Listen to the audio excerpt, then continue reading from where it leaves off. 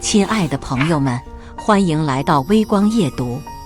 我买彩票中了2000万，正要告诉幼师女朋友，却看到她发朋友圈，她坐迈巴赫上，穿高定吊带裙，膝盖微微发红，又是羡慕别人儿子的一天。子轩爸爸好优秀，迈巴赫，子轩爸爸破案了，他勾搭上的人是我老板，我一下慌了。因为我正攥着老板的检测报告，上面一行大字 HIV 胰抗体阳性。接下来开始我们本期故事，记得点击订阅并开启小铃铛。今天七夕，也是周六，跟周雪说好了约会逛街，我还花半个月工资买了套香奈儿准备送她，老板却不做人，用扣工资威胁我回去加班，还要我下班后去一家男科医院取检测报告。回到家已是晚上9点，周雪肯定因为我的失约在生气，一天没理我。小雪，我错了，你想要什么我都给你，只要你原谅我。发过去的消息依然石沉大海，我叹气，看来这次又要哄好几天。等到9点半，我想起白天在公司楼下买的大乐透，搜出开奖结果，拿着彩票细细比对，确认中1等奖时，我心脏狂跳。奖金2000万，交完税也有1600万，天降巨富。我第一时间想把这个好消息告诉周雪，她总是抱怨我穷，工作差，怕我娶不起她，怕以后跟我受苦。现在我很期待他得知我中2000万的反应，肯定是把我夸上天，能被他夸奖是我最大的追求。正要给周雪发消息，我却看到他发朋友圈，不由点进去，眉头皱起。他居然发了张坐在豪车副驾上的照片，又是羡慕别人儿子的一天。子轩爸爸好优秀，时间3分钟前。照片上的人肯定是他本人，我一眼就能认出，但我买不起的高定吊带裙和他膝盖处引人遐思的红痕，让我大脑一片空白。他弟弟周小磊点赞并评论：姐快拿下他，不比王相耀那个穷比强。周雪回复：轻松拿下，调皮，我就是王相耀那个穷比。我看着这条朋友圈，拳头不自觉攥紧。这几年我掏心掏肺对他好，即便他喜欢贬低我，我也认为是我没给够安全感，却没想到他真实嘴脸如此丑陋。当初朋友听说我找的女朋友是幼师，劝我分手，我不听，还差点跟对方打起来。现在想想脸真疼。周雪出轨已是板上钉钉，我把照片保存，准备找周雪问清楚我们还在交往，她嫌我穷可以分手，为什么选择给我戴绿帽？点开照片那一刻我却愣住，他坐的这辆豪车是迈巴赫，那是跟我老板张新阳的座驾一模一样。他儿子我见过，也叫子轩。操，这狗屎老板压榨我工作也就罢了，现在又勾搭我女朋友，这跟在我头上拉屎有何区别？强忍怒火，想再研究研究周雪发的这条朋友圈，一刷新却是消失不见，多半是删掉屏蔽我重发了。不过我已截图保存。这个时候我注意到张新阳的检测报告，突然想起取报告时护士对我的态度，刻意避让，看我的眼神嘲讽又同情，所以这是检查了什么？不会是脏病吧？想到张新阳勾搭周雪，我不再墨迹，迅速拆开文件袋，里面赫然是他的 HIV 抗体确认检测报告单。结论那里大大的一行字 HIV 胰抗体阳性，这什么意思？没关注过这个东西的我一脸茫然，打开手机搜索，很快确认他有大脏病。我一下慌了，周雪跟个可能有脏病的男人鬼混，我又跟他牵过手亲过吻，我岂不是也有感染风险？没心情去找周雪对峙，我又去搜索症状，除了恶心和膝关节有点疼，别的一个都没对上。但我是恶心这对狗男女，膝关节疼是最近工作量大，跑腿跑多了。不过保险起见，我还是打算去医院看看，把检测报告塞回去，把文件袋恢复如初，转手把准备要送给周雪的香奈儿挂某鱼上。这礼物是不用送了，退也不可能，还是卖二手回点血。我忍着恶心，收拾好他留在这里的所有东西，塞进纸箱封死。我现在要跟周雪分手，这些东西自然要归还。过了0点，周雪才出现。王相要你怎么这么没诚意？七夕对我就没任何表示，你人呢？送我的礼物又在哪里？你是不是打算把这一天糊弄过去啊？换以前我早屁颠跑到他家楼下，好声好气把他哄下来，再乖乖把礼物奉上。现在我却无动于衷，甚至一阵反胃。不过现在不是跟他撕破脸的时候，我还有张银行卡在他那里，我得先补卡，把钱弄回来。为什么不直接把卡要回？想到他勾搭的男人有脏病，我就觉得那卡也脏。我冷笑回他，礼物明天送你，放心，绝对是个大惊喜。时间不早，我睡了。这就是你的态度？你是不是不爱我了？你的礼物最好别让我失望，否则要你好看。周雪威胁。我没再回应，躺在床上，想起我跟他的种种，真没想到我跟这样的女人恋爱了2年半。当初他追的我，那天我和几个朋友吃海底捞，他过来找我搭讪，帅哥，认识一下。他外表清纯可人，又热情主动，我很快沦陷。我们度过一段美好惬意的时光。最近1年，我们开始谈婚论嫁，他对我的意见渐渐变多。他说我工作一般，赚钱能力不行，这样怎么给他一个幸福安稳的家？想娶她必须给彩礼50万，还要有车有房。我爱他如命，自然尽可能满足他的要求。努力到现在，车已经有了，房我爸妈早把首付准备好，彩礼我攒了45万，就存在周雪保管的银行卡里。现在我意外看清周雪的真实面目，当然不可能再和她结婚，只是我真的爱过她，猛地放下，还是心痛。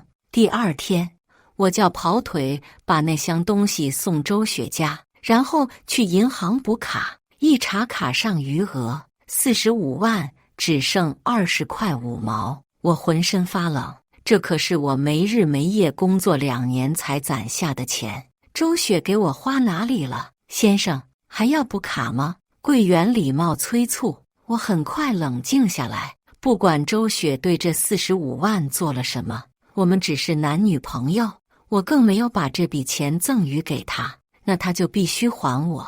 我对柜员说，暂时不补了，麻烦你帮我打印这张卡过去1年的交易明细。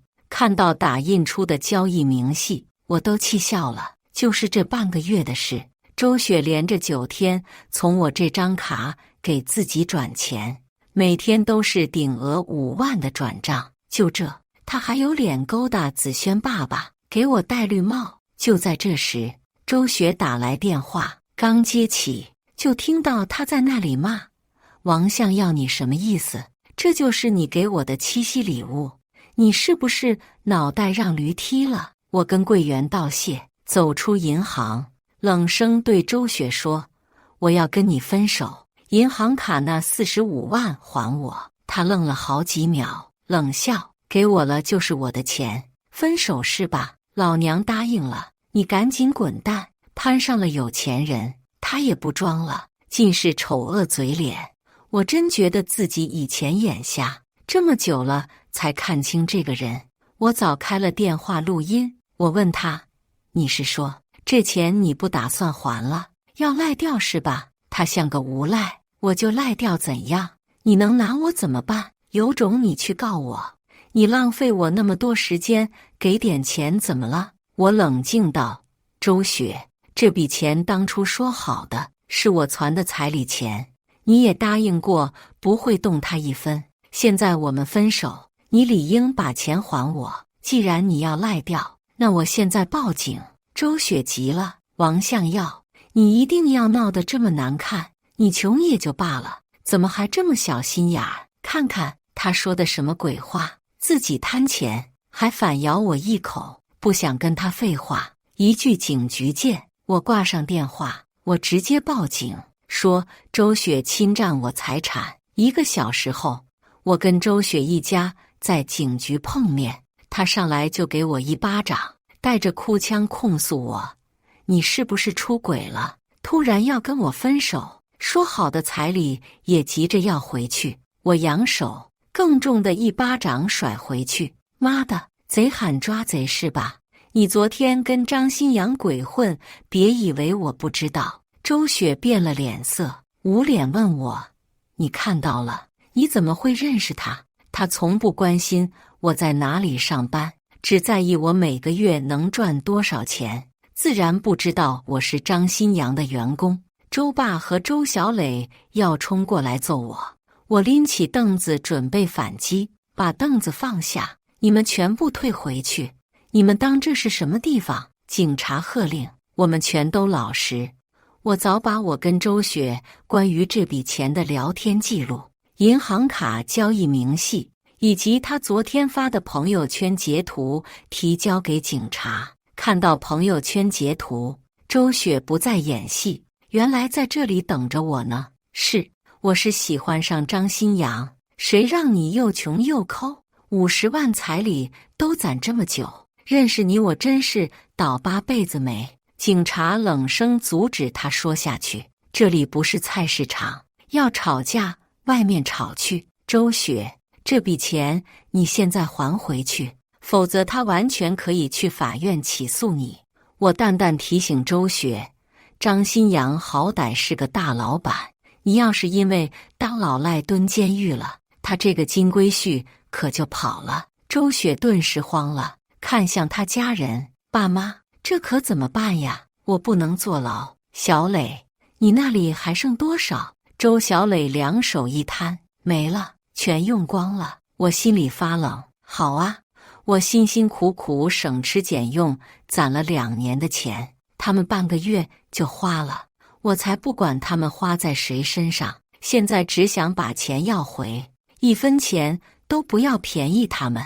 周小磊恨恨看着我：这种人就是废物。姐，你当初怎么就看上了他？这么点钱都斤斤计较。他突然眼睛一亮：姐夫不是有钱吗？都开迈巴赫了，拿出个几十万肯定没问题。姐，你快把他叫来。好家伙，我们才分手他就叫张新阳姐夫，为了钱脸都不要了。周雪却是一脸犹豫，可他还没离婚。是的，他不光出轨给我戴绿帽，还插足别人婚姻，不然张新阳怎么会是子轩爸爸？我跟警察在旁边冷漠看戏，周雪却走过来，好声好气跟我说：王向耀，你一定要这样吗？我们好歹谈了2年半，这笔钱就当分手费行不行？我惊愕，怎么没发现这女人脸皮这么厚？那我是不是该问你要戴绿帽的精神损失费？你哪来的脸？警察同志，看来这笔钱他不想给，我要直接起诉他，让他身败名裂。以前我对他温柔呵护，无微不至，但知道了他的真实嘴脸，我现在比谁都狠。周雪一家顿时慌了，他赶忙说：我这就联系张新阳，他不像你，比你大方多了，他很爱我，一定会给我出这笔钱。我也这么觉得。我们公司好歹在 CBD 占了1层写字楼，张新阳作为老板，拿出这么点钱肯定没问题。2小时后，张新阳姗姗来迟，他一来就将周雪抱怀里：那个欺负你的兔崽子呢？在哪里？看着他抱着我喜欢了2年半的女人，抱那么紧，我严重怀疑他是想尽快传染脏病给他，或许早就传染上了，再或许是周雪先得的病。想到这里，我一阵恶心，先跟这对狗男女拉开距离，笑笑：“你是不是瞎？你爹在这儿。”张新阳看到我，愣了2秒，讥笑道：“哟，我还以为谁？这不是小王吗？原来你就是周雪男朋友啊！”他又冷下脸：“你工作不想要了，敢找小雪麻烦，我劝你赶紧滚，不然我开除你。”我拿出手机对他们拍照，淡定道：“45万是不想给了，那我现在就昭告天下，堂堂老板勾搭我女朋友。最重要的是，你还是子轩爸爸，子轩妈妈知道了，会不会让你净身出户？你他妈的！”张新阳很想揍我，但这里是警局，他很快忍住，怒瞪着我，咬牙切齿：“你个穷小子，拿了这钱你也发达不了，只要你敢收，我就让你在这一行没有容身之地，你以后别想找到工作。”你是在威胁他？警察立即质问。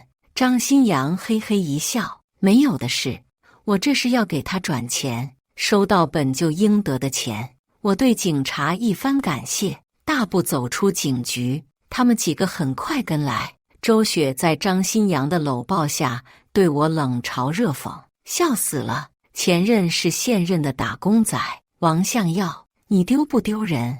周小磊笑看着我，不安好心道：“穷比，你现在给我姐夫磕个头，你那个1个月2万5的工作可能还保得住。”周雪爸妈差点成为我岳父岳母的2个人，也对我言语攻击。张新阳冲我招手：“快给我磕，我或许会大慈大悲放过你。”我很庆幸跟周雪分手，要是真攒够了钱娶她，她一家这么奇葩，我以后的人生可想而知会有多惨。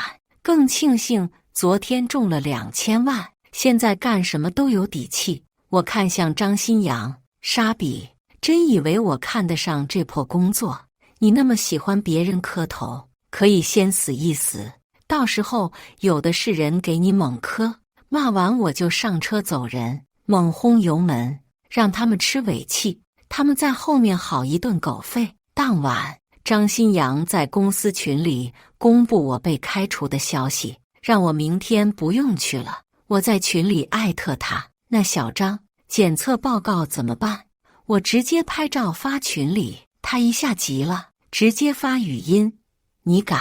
明天你滚过来，把报告给我交上来。你要是敢发，我就告死你！”群里没人敢说话，默默吃下这个大瓜。第2天我10点才到公司，不少同事向我行注目礼，毕竟我可是敢叫老板小张的人。我不敲门就走进老板办公室，检测报告和辞职报告一起交上去。你说的那个开除，我不认可。你要是不让我正常离职，我就去找老板娘，我相信她会给我一个公道。张新阳怒瞪我：“王向耀，你是不打算在这一行混了是吧？行行行，你现在去人事办离职，赶紧滚！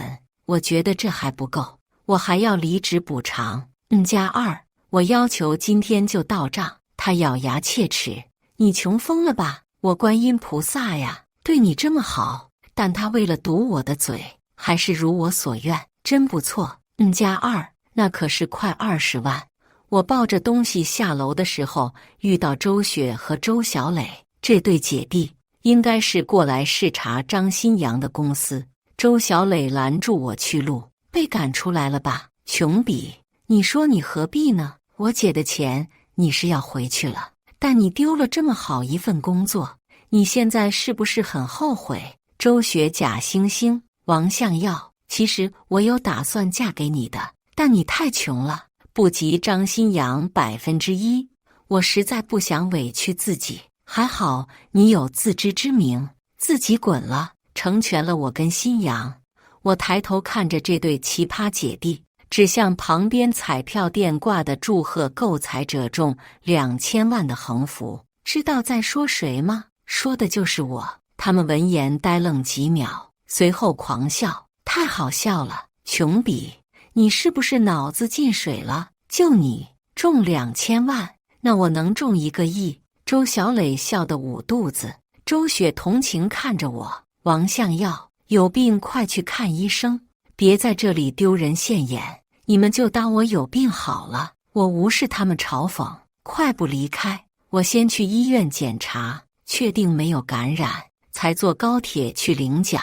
一切很顺利，1600万到手。这段时间，周雪频繁在朋友圈秀恩爱，也不屏蔽我，各种劲爆照片，大秀特秀。以前是我遇人不淑，原来他才是我最圆满的归宿。我锐评：“小张离婚了吗？你就这么狂？”他很快打来语音，怕是想喷我。我拒接加拉黑，没再理他。我开始忙着花钱，把所租的房子退了，换套大平层，然后把我爸妈接过来，让他们也享享福。他们得知我跟周雪分手，竟然催我去相亲，拗不过他们，我只好相亲和找工作一起进行。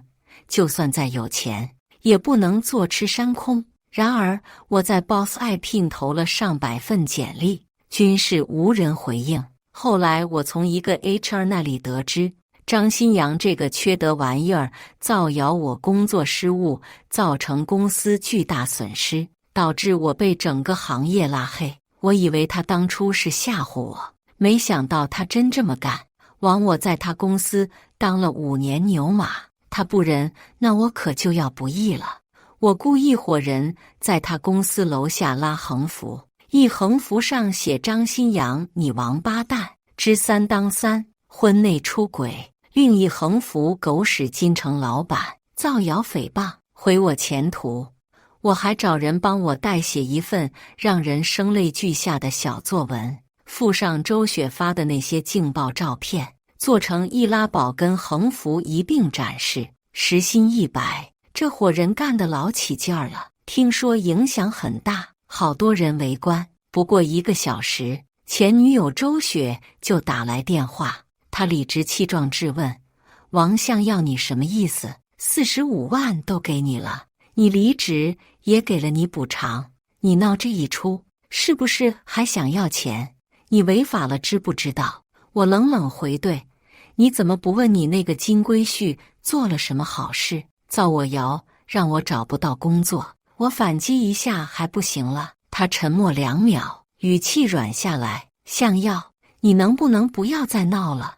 我们好聚好散不行吗？张新阳正在办离婚，你现在搞这一出，是在毁我幸福，知道吗？”“哦，是吗？我现在最大的幸福就是看你们不幸。”我说完就挂电话。后来我雇的人给我打电话，说保安赶他们走，我就让他们去写字楼对面继续搞事，怕他们灰心，又给他们涨薪。我可不是那些狗屎资本家，我最疼劳动人民。这件事成效显著。我正吃午饭，张新阳和他老婆李欣彤一前一后联系我。我在前老板和前老板娘之间果断选择后者。我也不藏着掖着，把张新阳勾搭周雪的证据全发给他，同时提醒张新阳那天让我去男科医院取检测报告，你小心他有脏病。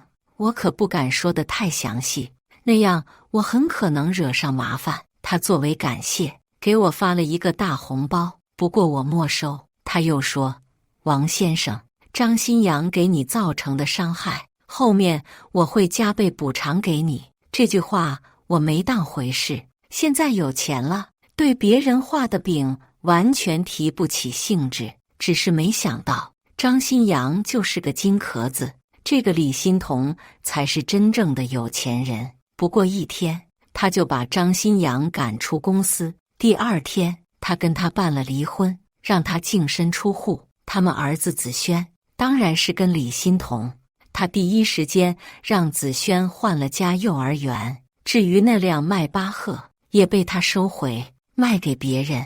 这些都是李欣彤本人告诉我的。他同时跟我说：“王先生，张新阳对你的诽谤，我已经让公司对外发声明，做出澄清。你如果有兴趣，我们公司可以继续聘用你，职位升一级，薪资涨30%，好马不吃回头草。但这个草是真的香甜，我果断答应。我对这家公司的工作再熟悉不过，回去继续干，等于是高薪养老了。再见到周雪和张新阳是在半个月后，我跟相亲对象在一家西餐厅见面。这对狗男女勾肩搭背走来，随便一提，相亲对象是我大学同学，以前我们就互有好感，只是毕业之后各奔前程了而已。他们两个看到我，脚步慢下来。张新阳指着我骂：“兔崽子，是你阴的我对不对？李欣彤手里的证据是不是都是你给的？”周雪看着我们，没安好心道：“王向耀，我知道你因爱生恨，想毁掉我的幸福，但你是不是做得太绝了？你这样的人，娶了谁都是在害他。”他这一番话是想毁了我跟老同学的缘分。我看着这对狗男女，淡定道：“随便你们怎么想。”不过我看着张新阳脖子处的肿大，以及周雪胳膊上的皮疹，一脸嫌弃：“你们是不是有脏病？离远点，我怕脏。”话音刚落，附近看热闹的客人全被吓到，赶忙往远处躲。周雪脸色变了变：“你在说什么？你才有脏病！我跟我老公干净得很，你就是见不得我幸福。牛逼！这才勾搭到一起几天就叫老公。”张新阳一脸便秘表情，周雪还要对我骂什么？他拉着他快速离开。这顿饭突然就变得不干净了。我带着老同学宋思怡离开。她就是你前女友啊？你看人眼光是不是有问题？他好笑看我，一脸温柔。我小心碰了碰他的手，这次不会看错了。老同学，给个机会行不行？他没说话，但轻轻点了点头。想到周雪极可能已经感染，我果断给他工作的那家幼儿园发举报信。3天后，我下班回家，在公司楼下被周雪堵住。他这个时候已经戴上口罩，把自己裹得严严实实。他想抓住我，我赶忙跟他拉开距离。他冲我大声质问：“王向耀，是不是你投诉的我？我招你惹你了？你要这么坑我？”“没错，是我干的。你不会让幼儿园开除了吧？”我承认，然后一脸惊诧：“我只是瞎猜，你不是真有脏病吧？”“什么病？梅毒还是尖锐湿疣？”他打断我：“胡说！你肯定偷看我老公的检测报告了。我老公说是你传染的我，要不是你，我们不会得那个病。”“什么玩意儿？”我都震惊了。发现他出轨那天，往前2个月他都没让我碰过他，手都没给牵，我怎么传染的他？这个女人真是蠢得要命。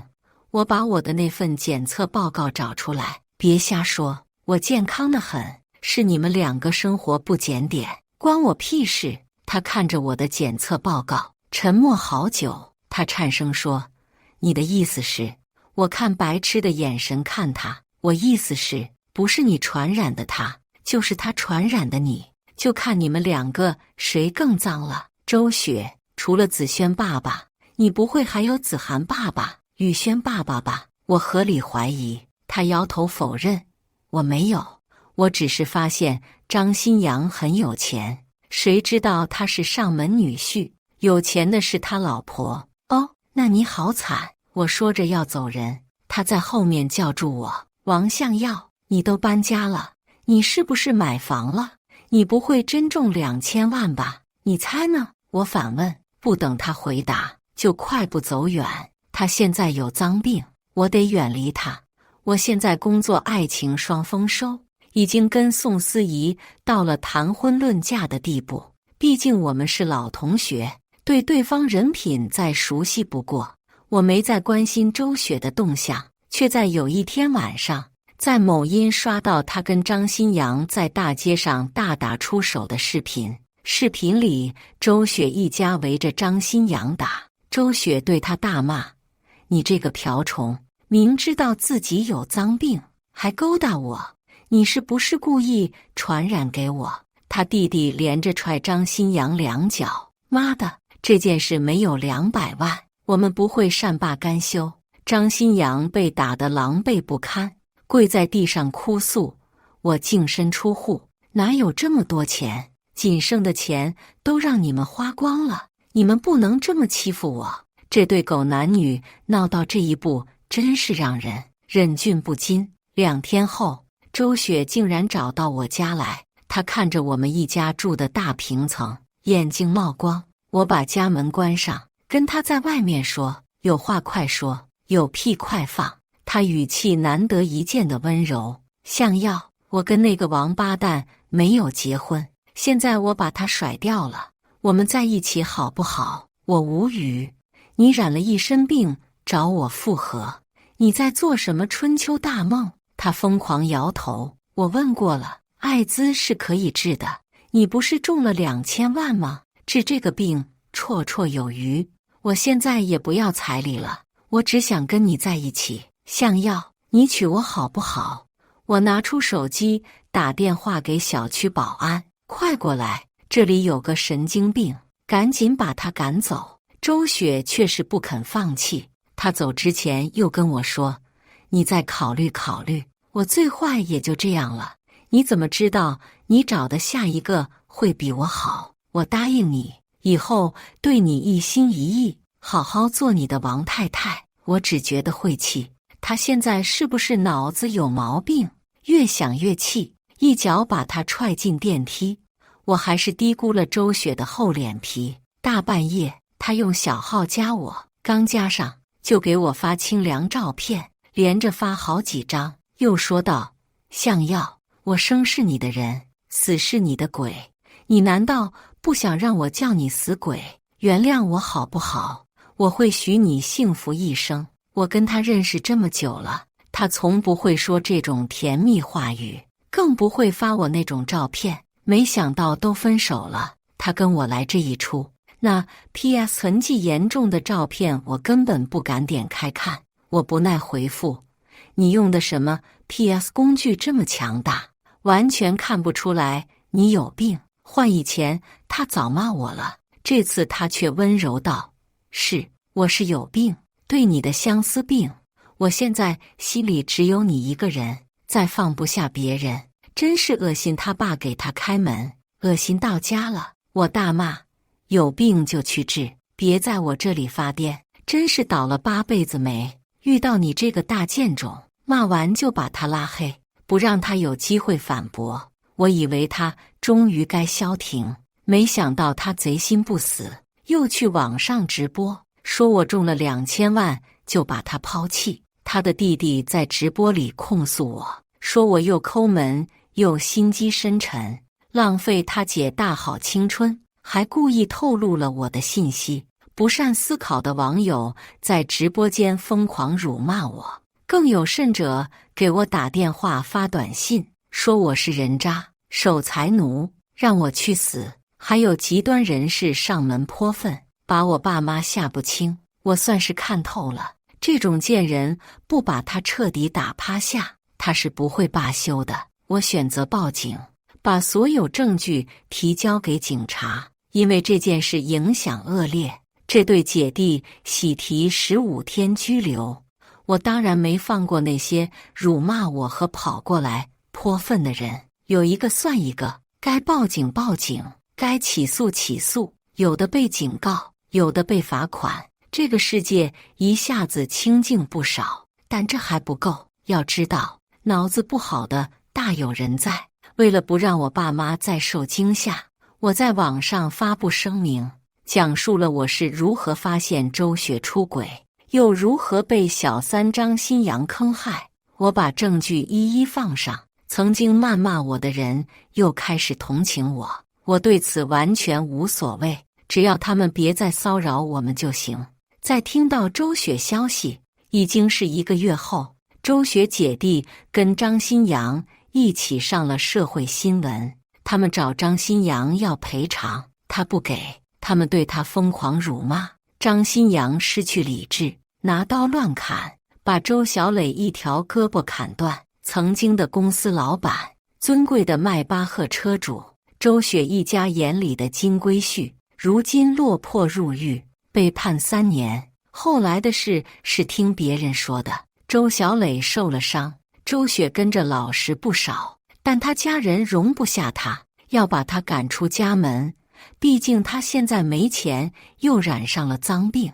他向周围朋友借钱，没一个人借给他。他勾搭上张新阳后，狗眼看人低，拉了不少仇恨，在圈子里名声早坏掉了。他好像开始出入夜店，在碰见他的时候，我包下一家餐厅，正在跟宋思怡求婚。他突然冲进来，摘掉口罩，要过来抱我。王向耀，你怎么可以背着我娶别的女人？你是我的，我才是你老婆。我后退，他上前。我躲避，他千方百计想抱住我亲。操，他这分明是想把病传染给我，这个毒妇！我一脚将他踹老远，对餐厅员工说：“他有传染病，快把他赶出去。”同时给警察打电话：“喂，你好，这里有个艾滋病人在报复社会。”警察和相关执行人员很快赶到，要把他带走。王向耀，你非要欺负我到这个程度吗？我只是犯了你们男人经常会犯的错，你一定要把我赶尽杀绝。周雪又在歪曲事实。我冷冷回应：你还是去找张新阳吧，他才真应该为你买单。我们早就分手了，你别再纠缠不清。你就没有一点爱我吗？他带着哭腔问。我抓住宋思怡的手，十指相扣，看都没看周雪。我对你的所有感情，早就在你出轨那天灰飞烟灭。他崩溃，在那里大哭大闹，不过还是被带走。周雪的出现扫了我们兴致，但宋思怡还是让我戴上了戒指。你会不会觉得我对周雪太过绝情？送她回去的路上，我忐忑问他，眸子含笑看我。不会呀，我们都要结婚了，你当然要对前任果断一点。不过我要你再做一次体检，你会不会不乐意？怎么可能不乐意？我第2天就去医院，而且做了更全面的检查，除了嘌呤有点高，别的一点毛病都没有。宋思怡看到这份体检报告，靠近我，在我脸上轻轻吻了一口。这一刻，我真感觉我的世界花开了。从那之后，再没见过周雪，她好像完全从我的人生中消失。没了她，我的事业和爱情一帆风顺。李欣彤作为公司老板，很看重我，很快将我升为部门老大。这就意味着不能再抱着养老思想上班了，我只能带着部下披荆斩棘，拿下一个又一个大项目。这1年结束，我年终奖到6位数。这天，我在同城看到一个八卦，据说扫黄队抓了个小姐，患有艾滋。一查收款记录，1个月接了200个客。更有意思的是，举报人是他弟弟，真是让人大跌眼镜。我莫名就想起了周雪姐弟，不过他们应该不是主角。向耀，在看什么呢？我们该去给长辈敬酒了。宋思怡走过来，温柔挽住我胳膊。今天是我跟他的订婚宴，2家来了不少亲朋，很隆重。好，这就过去。我看着他，心里只有美好和满足。周雪已经成为过去式，眼前这个女人才是我余生要倍加呵护的。前路风光无限，感谢大家的观看。本期故事精彩吗？欢迎大家在下方评论区吐槽。如果你喜欢这类故事，记得点击订阅微光夜读，并分享给更多的人，这会对我帮助很大。再次感谢大家的观看。